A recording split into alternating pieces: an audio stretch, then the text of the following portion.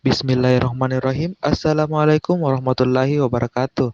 Baik, perkenalkan nama saya Raden Dimas dengan NIM 2304045010003. Baik, pada video pembelajaran ini saya akan memaparkan materi bimbingan dasar-dasar bimbingan konseling, yakni materi layanan dasar dan responsif. Baik, sebelum itu saya ucapkan terima kasih kepada dosen pengampu yakni Pak Ahmad Harum SPD MPD dan Ibu Kawian SPD MPD. Baik, langsung saja kita akan memasuki inti dari pembahasan ini. Nah, teman-teman, tahukah Anda apa itu layanan dasar dan responsif? Nah, layanan dasar merupakan layanan yang harus diberikan kepada seluruh siswa dalam rangka mencegah kemungkinan terjadinya gangguan, rintangan, atau hambatan dalam belajar maupun dalam hal perkembangan sehingga mampu membantu memberikan kemudahan bagi siswa dalam mencapai perkembangan optimal. Layanan dasar menggunakan 4 strategi layanan yaitu bimbingan klasikal, layanan orientasi, layanan informasi, dan bimbingan kelompok. Hayatul Khairul Rahmat pada 2019 mengatakan bahwa dalam layanan yang diberikan tersebut lebih menekankan pada permasalahan pribadi dan sosial. Sedangkan layanan responsif ialah layanan yang diberikan kepada siswa yang menghadapi kebutuhan dan masalah yang memerlukan pertolongan dengan segera. Maka layanan yang diberikan itu layanan responsif, sebab jika tidak dengan segera dibantu, dapat menimbulkan gangguan dalam proses pencapaian tugas-tugas perkembangan. Layanan responsif diberikan kepada siswa dalam rangka membantu siswa dalam mengintervensi masalah-masalah atau kepedulian pribadi siswa berkenaan dengan masalah sosial pribadi, karir, ataupun masalah perkembangan pendidikan.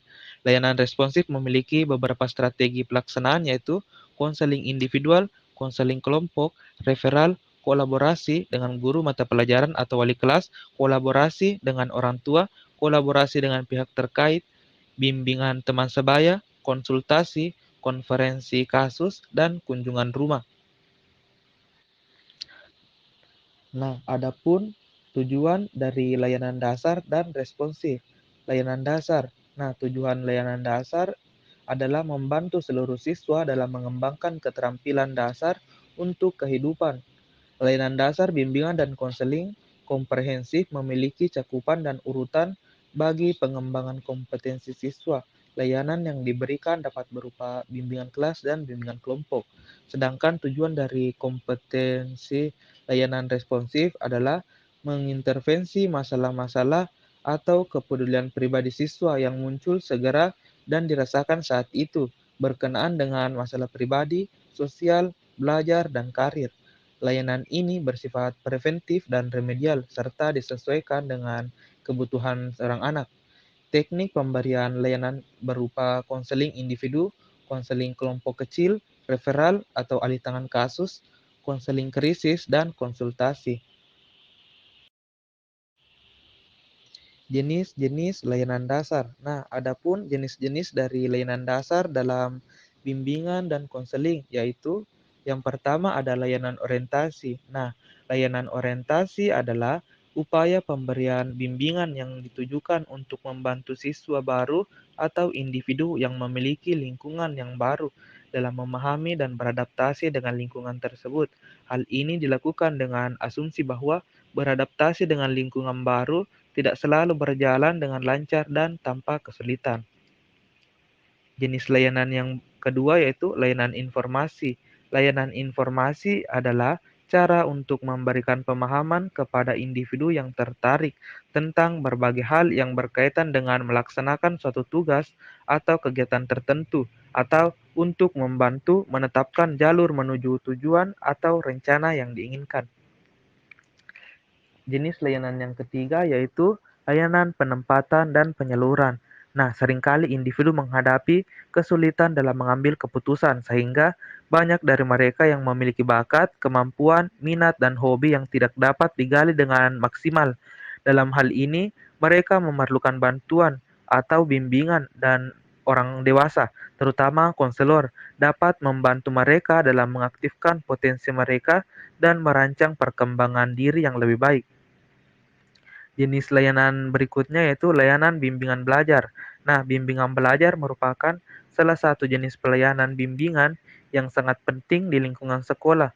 Pengalaman telah menunjukkan bahwa kegagalan siswa dalam proses belajar tidak selalu disebabkan oleh kekurangan pengetahuan atau tingkat kecerdasan yang rendah.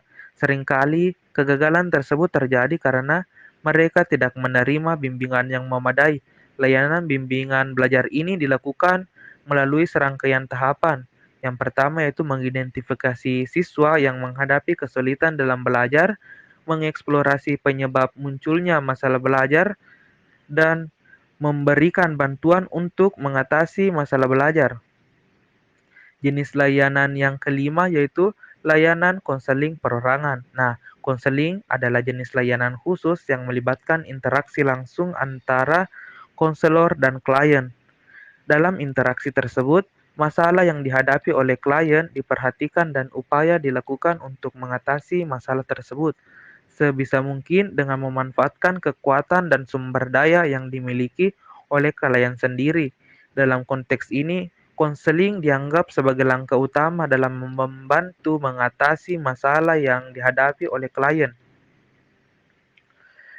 Layanan yang keenam yaitu layanan bimbingan dan konseling kelompok. Nah, bimbingan dan konseling dalam kelompok merupakan bentuk layanan yang ditujukan kepada sejumlah individu secara bersamaan. Dalam suatu kegiatan layanan kelompok ini memberikan manfaat atau pelayanan kepada sejumlah orang sekaligus. Fokus utama dalam layanan kelompok adalah memberikan manfaat yang lebih luas kepada sebanyak mungkin individu.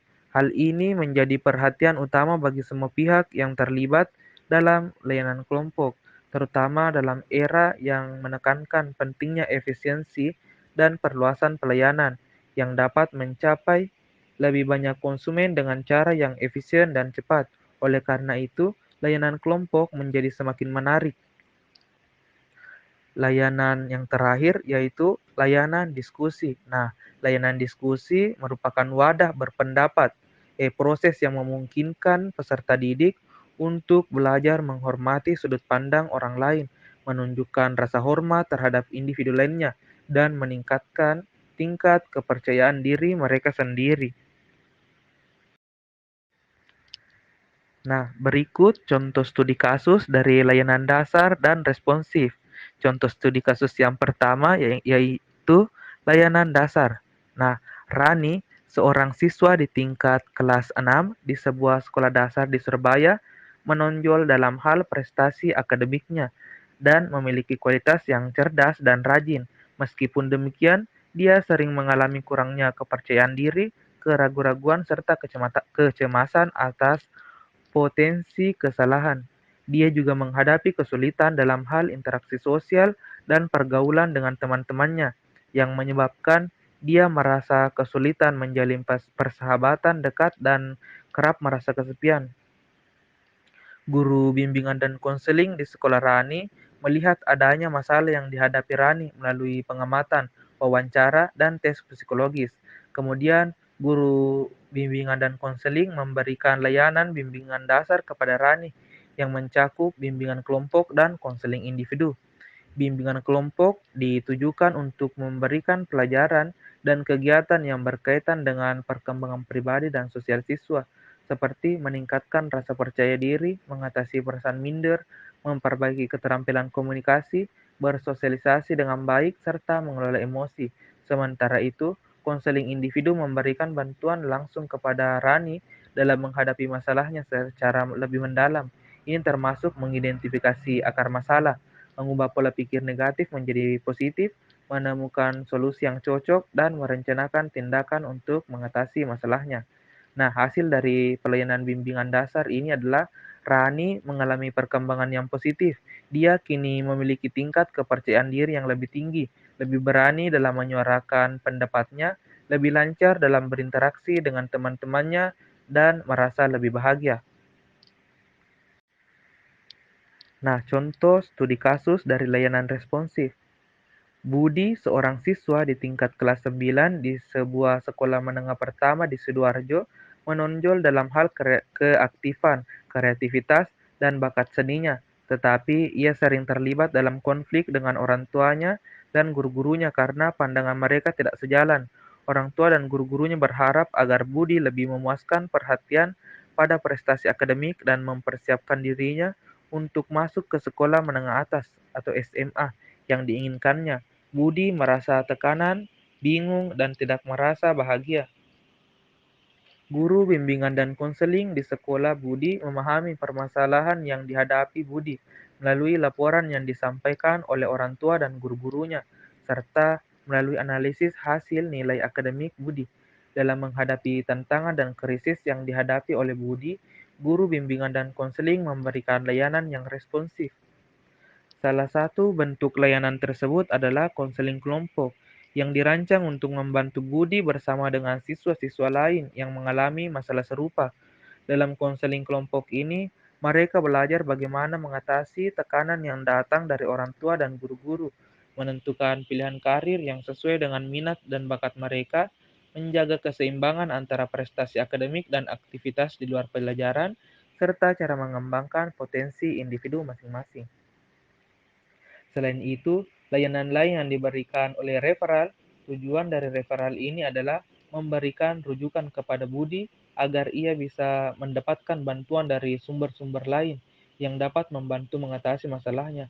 Hal ini bisa termasuk kerjasama dengan orang tua, konsultasi dengan guru-guru, mengunjungi seorang psikolog, atau mendapatkan dukungan dari lembaga bimbingan belajar. Dengan demikian, Budi menerima bantuan yang responsif dan holistik untuk mengatasi masalahnya, yang melibatkan konseling kelompok untuk memperkuat keterampilan sosial dan psikologisnya, serta referral untuk memastikan ia mendapatkan dukungan yang sesuai dari berbagai sumber yang relevan. Sebagai hasil dari pelayanan yang responsif ini, Budi mulai menunjukkan peningkatannya dalam pencapaian di bidang akademik. Selain itu, ia menjadi lebih aktif dalam berkomunikasi, lebih bersedia untuk bekerja sama, dan menciptakan hubungan yang lebih harmonis dengan orang tua dan guru-gurunya. Lebih dari itu, Budi juga mendemonstrasikan peningkatan keyakinan diri dalam mengejar jalur karir yang ingin ia tekuni. Nah, itulah tadi sedikit pemaparan mengenai materi layanan bimbingan dasar dan layanan responsif. Baik, terima kasih. Wassalamualaikum warahmatullahi wabarakatuh.